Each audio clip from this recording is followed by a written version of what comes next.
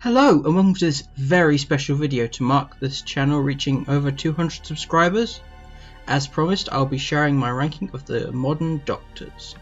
Originally I was planning to do a video for all of the Doctors, but I've decided to do a separate one for the classic Doctors. This will be done if we reach 400 subscribers, so if you'd like to see that video, please, if you haven't already, hit the subscribe button as well as hitting notifications to stay up to date. This video will just be focusing on Eccleston through to Whittaker. But before we start, remember to like the video and share your rankings of these Doctors in the comments, and you can find and follow me on Twitter here. And without further ado, here is my ranking of all the modern Doctors.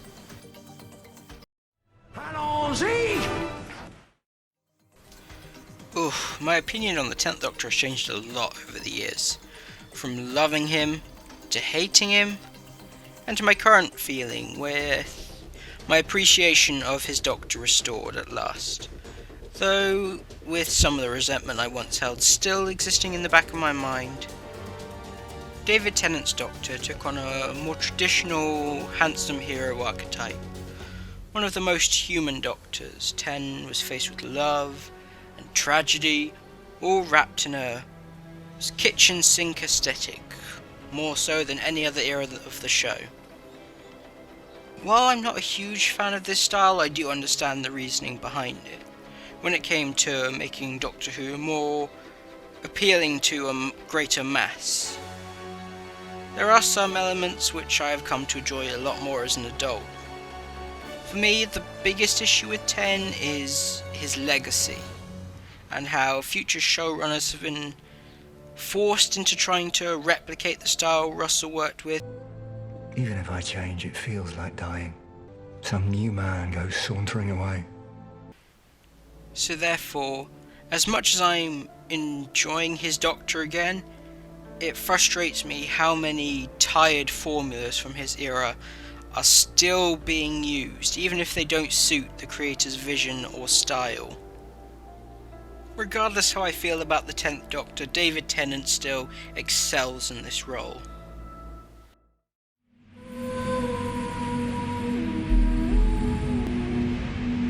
Oh, brilliant.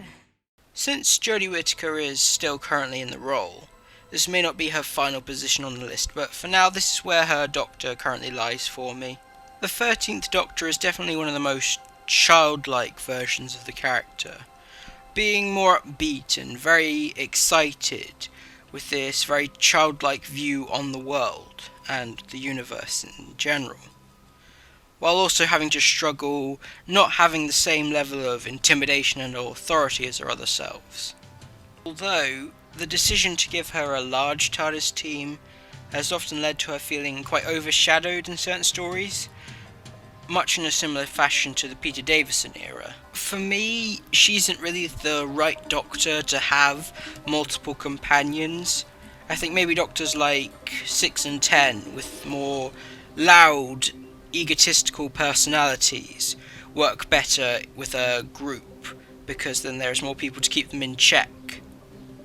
13 doesn't really need it, and as a result she kind of gets lost in the group. As I mentioned before, you can feel the influence taken from the 10th Doctor in some of her character choices, such as her feelings on guns in Arachnids in the UK, which makes her feel less unique. Not to mention the 45 to 50 minute run time. It certainly has made character moments feel quite rushed, with more of her to come.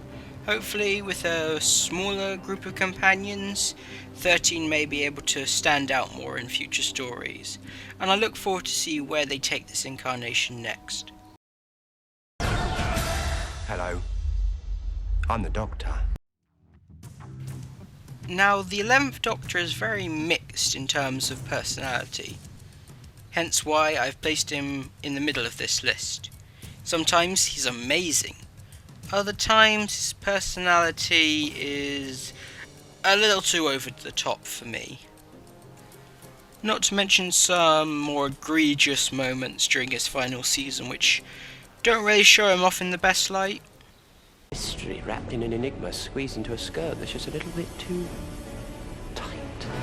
Putting that aside, 11 definitely brings the Doctor back to his more eccentric ways, demonstrated in his costume and Matt Smith's performance.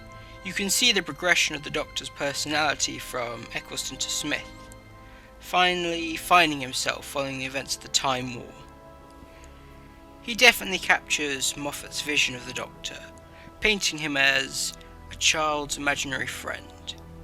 Sci-fi with a fairy tale twist is a more interesting concept to me compared to Russell's more domestic setup. Despite this though, Run! the Ninth Doctor is the perfect way to subvert the traditional Doctor archetype, while also introducing newcomers to the show. It was a very interesting choice to very much write the Doctor as completely different to how most people usually perceive the character.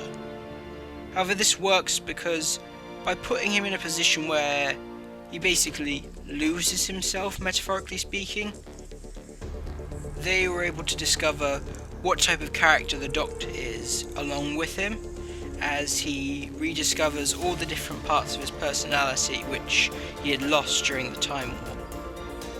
When it comes to his more simple designed costume, to quote David Mitchell, it works because it's so unnoteworthy it becomes itself noteworthy. Out of all the Doctors, 9 has probably one of the most concise character arcs, so while it's sad he didn't do another series, I don't think it would have worked as well. From a narrative perspective, for me, Eccleston leaving at the end of Series 1 was the perfect time, letting newcomers know quite early on that this is just something that the Doctor does. He changes, and it's a key part of the show. With Eccleston making his triumphant return to the franchise recently on Big Finish, I'm looking forward to seeing more of his short-lived Doctor. I'm the Doctor. I've lived for over 2,000 years, and not all of them were good. And number 1, Peter Capaldi as the 12th Doctor. This list and my thoughts on these Doctors have changed a lot over the years, so this final decision may not necessarily stick. But for now, Capaldi is my favourite Doctor of the modern era. I will admit I wasn't a huge fan of his incarnation during his run. However, once it was over, I was able to look back on it as a whole and felt a greater appreciation for Capaldi and his take on the Doctor. Of all the Revival era Doctors, the 12th is definitely the one with the most personality changes, going from very cold and dark in Series 8 and being more carefree in Series 9, being the guitar playing uncle. We definitely got to see Capaldi's skills as an actor. By the time we reached his final season, they were definitely able to balance out all the different parts of his personality, and his performance in The Doctor Falls is just perfect.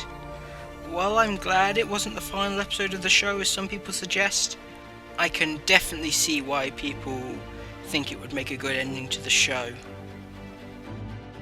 So there you have it. That's my list of the modern series Doctors. Again, I would love to see your rankings, so comment them below.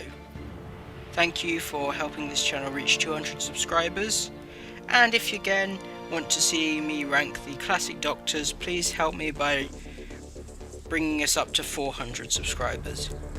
Thank you all for watching, and I'll see you for another video soon. Bye!